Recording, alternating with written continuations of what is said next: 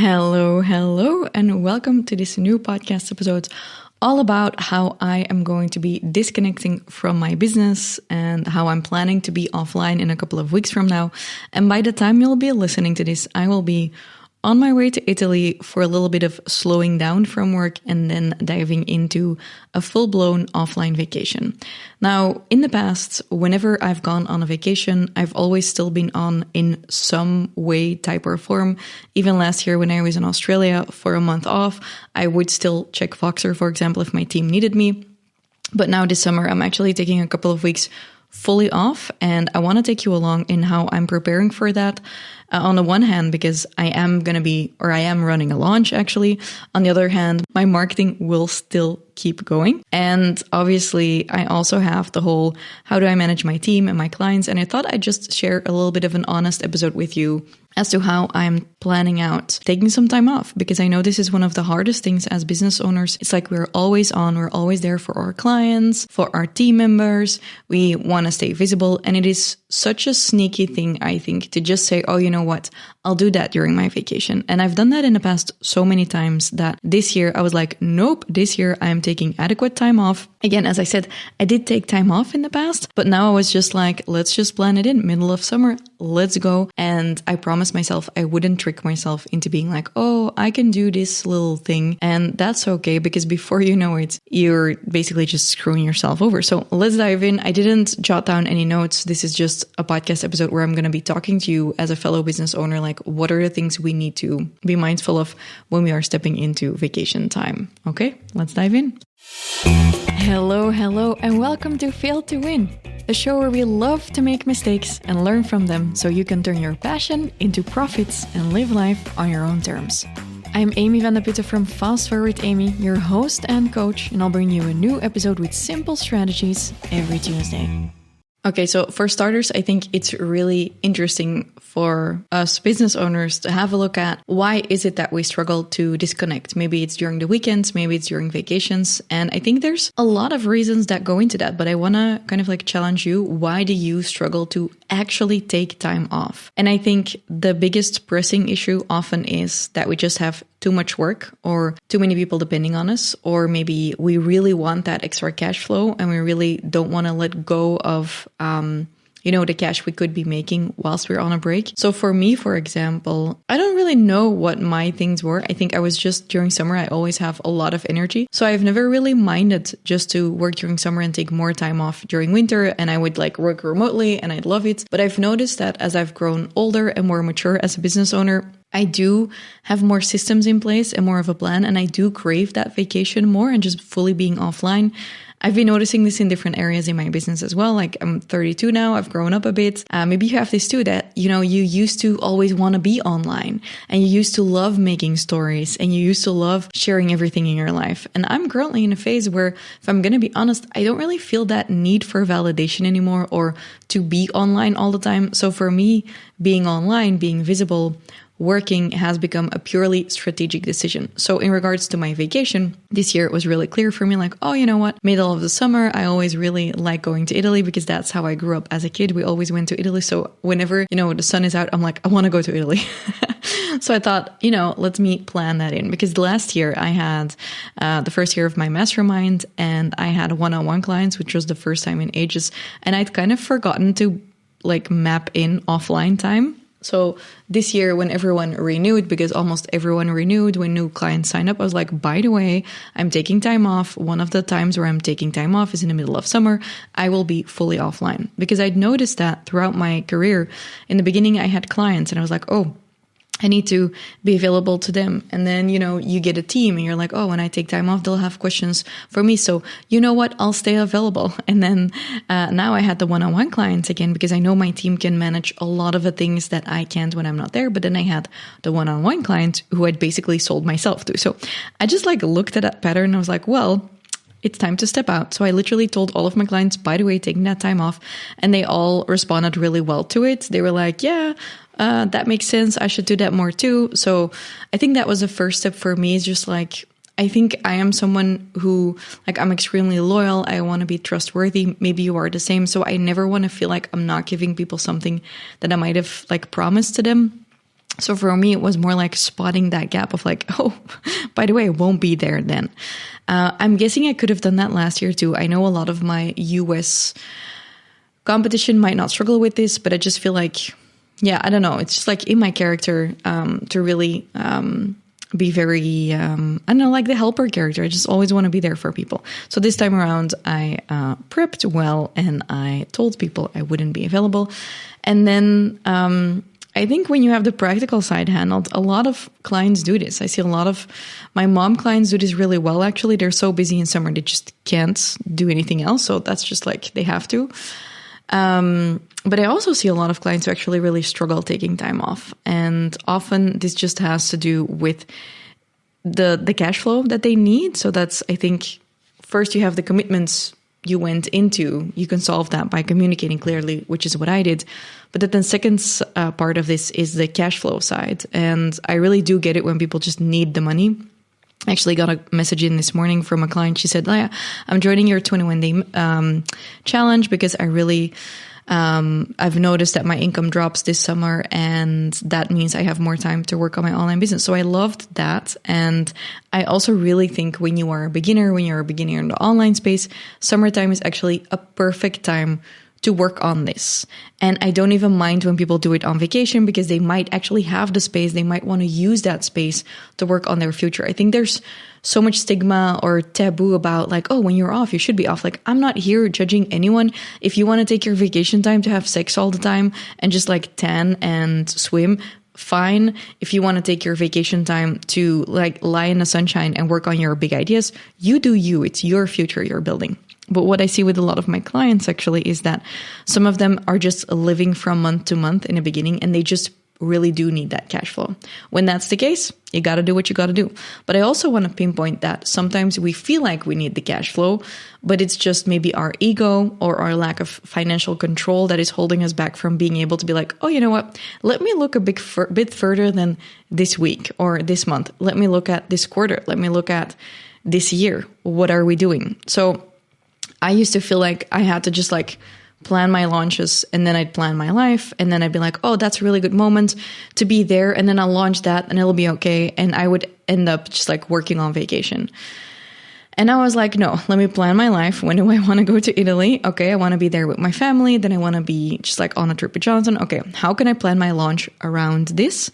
And so two things happened. No, a couple of things happened. So for me, I made a conscious decision that when I'm offline, we're not doing hard sales. We're doing sales in the back end, but on the front end side, we're doing marketing and lead gen, but not necessarily hard sales.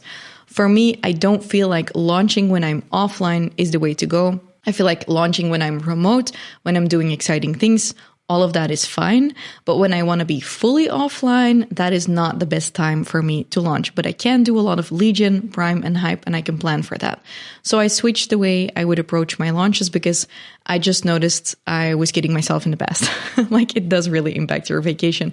And as a result, also your relationships. So I did that. What else did I do? Oh, the second thing I did that was really handy is I've noticed when I come from a really high adrenaline phase. For example, I've just come out of my event. I've done workshops, retreat, webinars, my whole digital pilot challenge, and it's just been a busy time. Whenever that happens, I take really good care of myself. But still, even when I'm taking good care of myself, I'll have some adrenaline and I'll be in that go vibe. And I've noticed that when I go on a vacation, I need some time to like unwind. And it usually takes me a couple of days to a week, maybe to unwind. I know there's gurus out there who say that shouldn't be the case and you should always be chill. Kudos to you, but I'm not a chill person. I need to actually help myself be chill.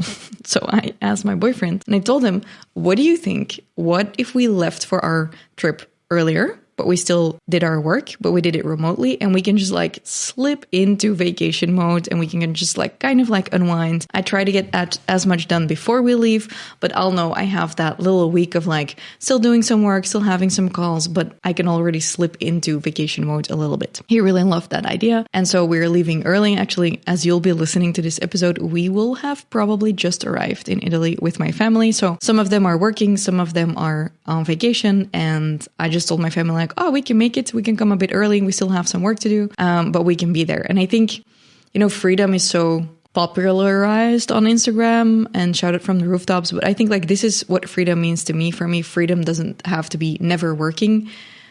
I kind of like have an allergy to everyone online saying like, I don't work and freedom and blah, de da, de da. And I'm like, so when do your clients get a response from you? Probably never.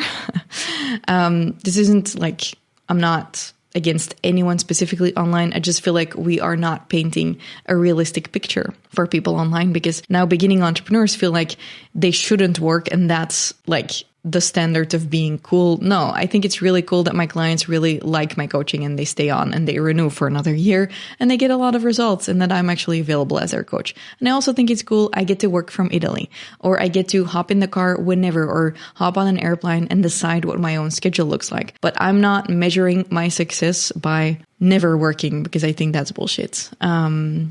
Yeah, and we're just like not giving the right example. That was a little mini rant.